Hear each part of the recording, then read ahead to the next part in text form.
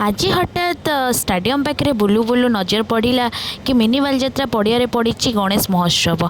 तो भाविली चल टिके बुली जावा गणेश महोत्सव आउ से कौन अच्छी टिके खाइबा एंड किछि किणाकिणी करवा। तो बालीजात्रा पड़िया भाई तो नाला बट जहाँ भी थिला आराम से जाकि बुली बाली कि आप फैमिली धरिकी खाई पी आसपारे। जमीती कि मिनी बालीजात्रा टाइप पड़ा सबू दुकान बजार पड़ा खाइबा स्टॉल पड़ा एंड ये फर्निचर सेट भी सबू पड़ा। तो इवनिंग टा आज एमती ही वेल स्पेंड है। तो जेहेतु मो सांग सहित जाइली तो बेसी किसी खाइनी फैमिली सहित गले एक्चुअली मु अधिका खाए।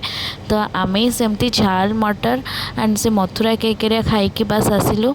तो ये देखो सबू दुकान बजार किछि किछि पड़ी इयरिंग दुकान पड़ी एंड आप बासन कुसन दोली फोड़ी सबू पड़ी जोटा कि मिनी बालीजात्रा पड़िया पड़ी।